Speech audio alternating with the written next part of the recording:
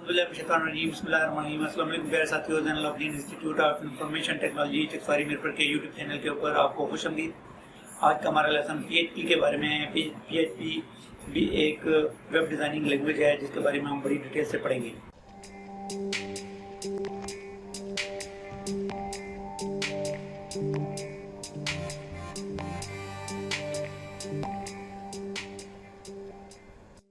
इसके अंदर हम वेरिएबल्स के बारे में डिस्कस करेंगे। और वेरिएबल क्या है?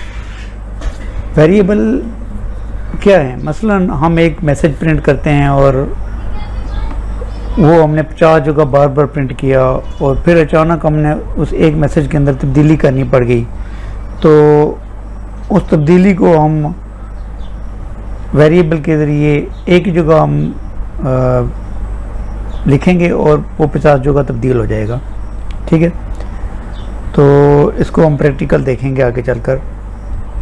जैसे न्यूमेरिक वैल्यू भी लिखी हो तो इसको भी हम इको और नम के साथ प्रिंट करते हैं। वेरिएबल PHP के अंदर वेरिएबल लिखने के दो तरीके हैं, एक सही एक गलत।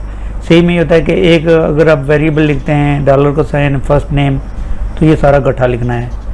अगर आपने डॉलर का साइन और अंडरस्कोप फर्स्ट लाइन ये गट्ठा लिखा है, ये भी सही तरीका है। अगर आपने डॉलर का साइन फर्स्ट फिर अंडरस्कोप नेम यानी दो अगर वेरिएबल हों तो फर्स्ट डॉलर का साइन फर्स्ट अंडरस्कोप और साथ जो है वो आपने नेम लिख दिया, ये भी सही है। लेकिन अगर आपने डॉलर का साइन फर्स्ट डैश लगा के नेम लिखा तो ये भी ठीक है।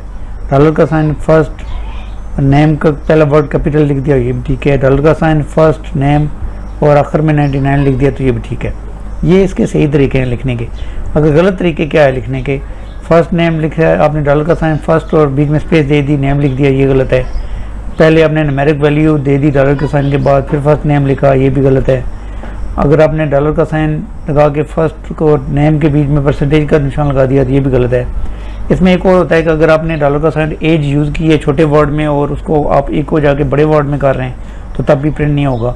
तो ये चीज़ें बेसिक हैं, कुछ चीज़ें आपको जहन में रखनी चाहिए, तो मुझे उम्मीद है कि आप इसको जहन में रखेंगे। तो चलते हैं अपने लेसन की तरफ। मैंने जैम को ओपन करके स्टार्ट कर लिया है और अभी एडिटर पे चलते हैं और यहाँ पे मैंने ये फ़ाइल ओपन कर ली है variable.php के नाम से। तो इसके अंदर हम काम करते हैं। तो फॉर एग्जांपल हमने यहाँ पे PHP का कोड लिखा, ठीक है जी।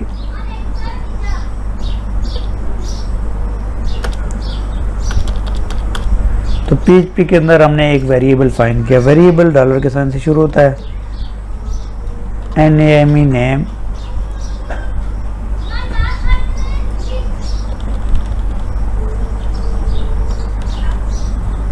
डॉलर का sign NAME name equal to inverted कामा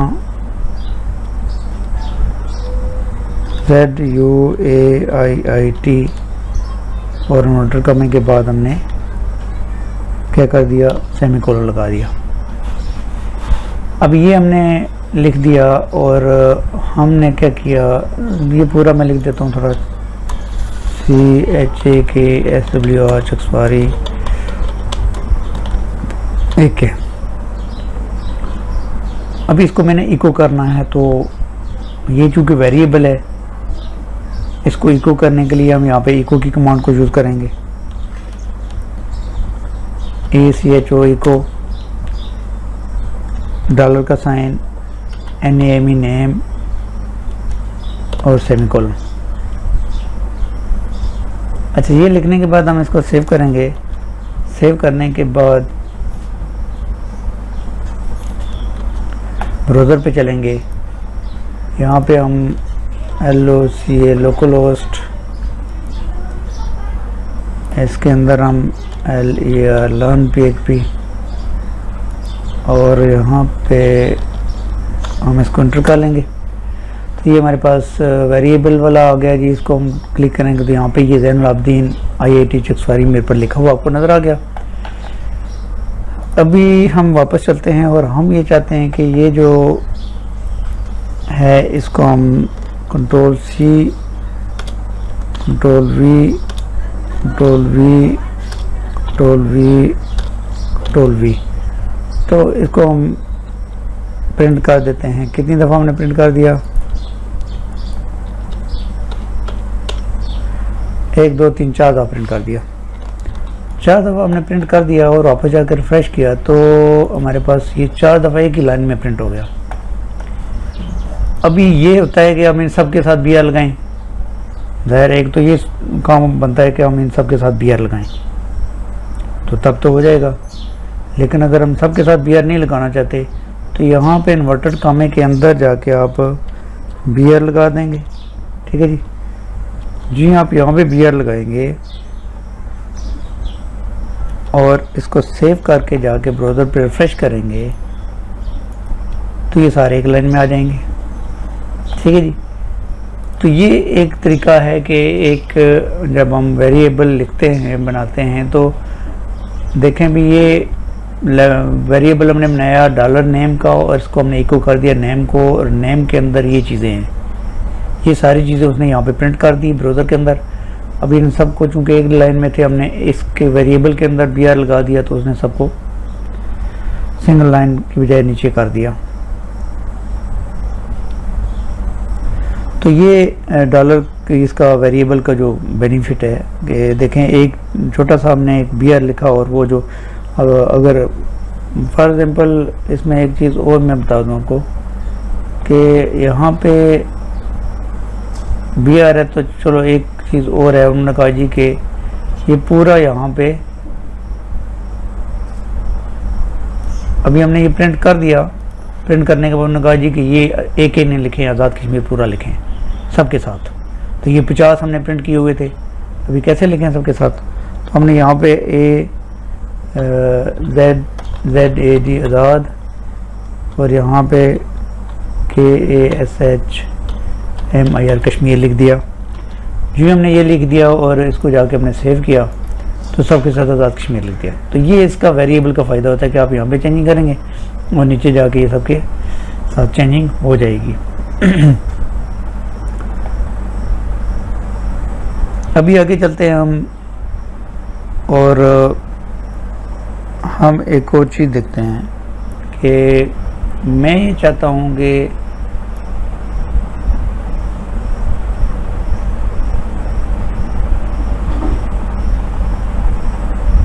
यहाँ पे मैं एक इको कमांड एक को यूज़ करते हैं, बाकी को चलते हैं। ये जो लास्ट इको कमांड है इसके साथ मैं इस सारे को मैं H1 में कन्वर्ट करना चाहता हूँ। ठीक है जी। तो यहाँ पे इको के बाद मैं इन्वर्टेड कामा लगाऊंगा। ठीक है जी, इन्वर्टेड कामा और H1 नहीं, H1 का टैग तो ज़ाहिर है हमने वो लेस देन ग्रेटर देन में लिखना है H1 और ये इन्वर्टेड कामे में हो गया। और यहाँ पे जो हमारा वेरिएबल है इसको हम कॉन्कैटिनेशन में लिखेंगे और फिर इसको वेरिएबल को यहाँ पर हम दोबारा कॉन्कैटिनेशन दे देंगे।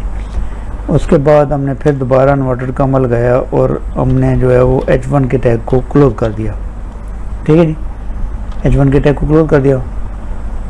अभी मैंने आपको पहले बताया था कि HTML के जो भी हम कोड लिखेंगे वो इन्वर्टेड कामे में यानी डबल कोटेशन में लिखेंगे। तो हमने डबल कोटेशन में लिख के ये सारा कुछ कंप्लीट किया।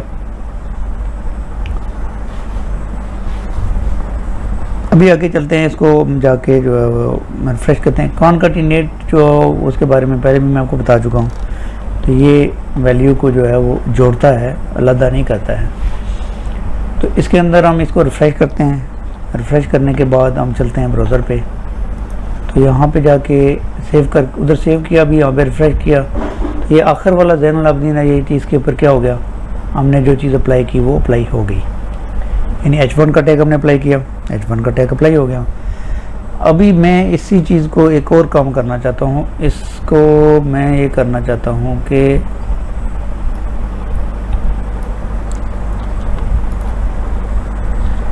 मैं ये चाहता हूँ कि मैं यहाँ पे H1 का टैग ना लगाऊँ बल्कि एक मैसेज प्रिंट करूँ यहाँ पर इस इन्वर्टर कोड के अंदर। ठीक है, मैं लिखता हूँ कि ADMISSI admission admissions open, OPEN open in ZDIN Zain ULABIDWN Abdeen IIT CHA Kichak SWAR Chakfari, यानी ज़ैनुल आबिदीन इंस्टीट्यूट के अंदर एडमिशन ओपन हो गए हैं, आप लोग आके एडमिशन ले सकते हैं। तो यहाँ पे मैं ये सेमीकोलन लगा दूंगा, नहीं सेमीकोलन लगाऊंगा और स्पेस दे दूंगा, और कॉन्कटिनेशन इसी तरह इधर हम कॉन्कटिनेशन लिखेंगे और यहाँ पे लास्ट पे जो है हम इसको डिलीट कर देंगे और इन्वर्टर कोड्स भी डिलीट कर देंगे और ये यहाँ तक ले आएंगे। अब इसको हम देखें, ये हमने मैसेज भी प्रिंट किया और साथ हमने अदारे का नाम भी लिखा है, दोनों चीज़ें हम प्रिंट करना चाहते हैं। तो सेव करेंगे, सेव करने के बाद जब हम ब्राउज़र पे जाएंगे, रिफ्रेश करेंगे तो ये एडमिशन ओपन इन ये सारा कुछ आ गया और साथ पे यहाँ पे देखें ये सेमीकोलन लगा हुआ है और उसके बाद ये अदारे का नाम भी आ गया। ठीक है जी, तो ये दोनों चीज़ें हमें प्रिंट हो गई। तो ये सारा कोड मैं इसीलिए लिख के रख रहा हूँ कि बाद दफ़ा ये होता है कि हम एक को यूज़ करते हैं, फिर दूसरे को, तीसरे को हम कल आगे पढ़ते जाते हैं, तो आपके जहन में ये चीज़ नहीं बैठेगी। तो अभी ये पूरा कोड मैं रखूँगा, जो वेरिएबल के जितने भी कोड लगाएंगे उसको हम यहाँ पे सेव करेंगे ताकि लास्ट तक आपको समझ आए कि हमने पहले ये पढ़ा था, उसके अंदर ये चार चीज़ें हमने डिस्कस की, फिर हमने इसके अंदर ये दूसरे स्टेज पे ये चीज़ पढ़ी हमने H1 के टैग के अंदर, तीसरे स्टेज पे हमने जो है वो यहाँ पे हमने इसके अंदर मैसेज प्रिंट किया। तो ये 3 स्टेजेस में हमने अपने लेसन को कवर किया। तो इसलिए मैं ये सारा साथ रखता हूँ ताकि आपको समझ आता रहे कि हमने कितने स्टेजेस में लेसन कंप्लीट किया है।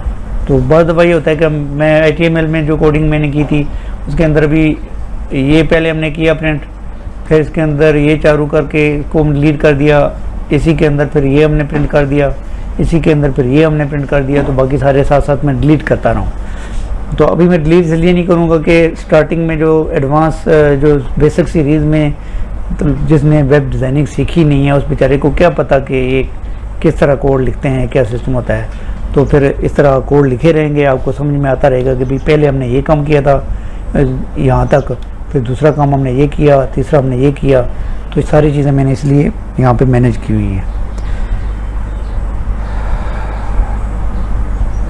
अभी ये चीज़ें हो गई हमारे पास। उसके बाद हम एक न्यूमेरिक वैल्यू लिखना चाहते हैं यहाँ पर। ठीक है जी, तो यहाँ पे हमें चाहते हैं कि एक न्यूमेरिक वैल्यू लिखें।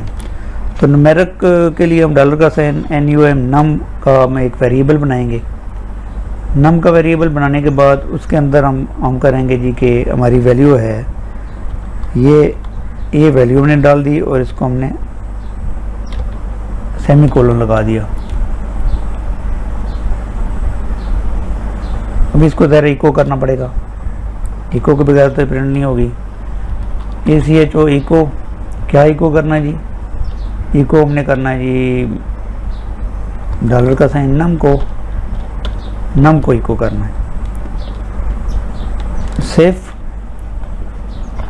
ब्राउज़र पे जाकर रिफ्रेश करेंगे तो ये हमारी वैल्यू प्रिंट होगी। तो ये अगर आप न्यूमेरिक वैल्यू को प्रिंट करना चाहते हैं तो आप वो भी यहाँ पे ऐसे प्रिंट कर सकते हैं। अगर आप न्यूमेरिक वैल्यू को, मैंने आपको पहले बताया था कि न्यूमेरिक वैल्यू को कोटेशन डबल कोटेशन नहीं देना है। जैसे देखें हमने डबल कोटेशन नहीं दिया तो न्यूमेरिक वैल्यू को डबल कोटेशन नहीं देना है। उसकी वजह ये होती है कि डबल कोटेशन देंगे तो ये वैल्यू न्यूमेरिक से स्ट्रिंग वैल्यू में कन्वर्ट हो जाएगी और जब स्ट्रिंग वैल्यू में कन्वर्ट हो जाएगी तो फिर आप लास्ट पे जाके या कहीं भी जाके आप इसकी कैलकुलेशन प्रिंट करना चाहते हैं, माइनस प्लस जमा तफरीक जो कहते हैं वो करना चाहते हैं तो वो आप नहीं कर सकेंगे। प्रिंट होने में कोई मसला नहीं है, ये अभी भी प्रिंट हो रहा है। ठीक है, अगर आप डबल कोटेशन लगाएंगे तो तब भी प्रिंट ही होगा। ये फॉर एग्जांपल हम डबल कोटेशन लगा देते हैं यहाँ पर। ठीक है, यहाँ पे डबल कोटेशन लगा दिया, सेव कर दिया, यहाँ पे जाके रिफ्रेश कर दिया तो अभी ये प्रिंट तो हो गया, लेकिन ये क्या बन गया? स्ट्रिंग वैल्यू बन गया। तो स्ट्रिंग वैल्यू बनने के बाद अभी जब आपने कहीं आगे चल के इसको यूज़ करना है एज ए कैलकुलेशन के तौर पर तो ये कभी भी कैलकुलेशन नहीं करेगा। तो इसलिए आपने ये चीज़ ध्यान में रखनी है। तो ये हमारा आज का लेसन था। वेरिएबल के बारे में हमने डिटेल में डिस्कस किया और मुझे उम्मीद है कि आपको चीज़ें समझ आई होंगी। अगर आपको आज की हमारी वीडियो अच्छी लगी तो हमारे चैनल को सब्सक्राइब करें, लाइक करें, शेयर करें अपने दोस्तों के साथ और बेल आइकन पे लाजमी क्लिक करें ताकि हर आने वाली नई वीडियो की नोटिफिकेशन आपको मिलते रहे। आगे ट्यूटोरियल में इतने ही, मिलते हैं नेक्स्ट ट्यूटोरियल में। तब तक के लिए इजाज़त दीजिए। अल्लाह ताला आपका हम नसर हो। अल्लाह हाफ़िज़।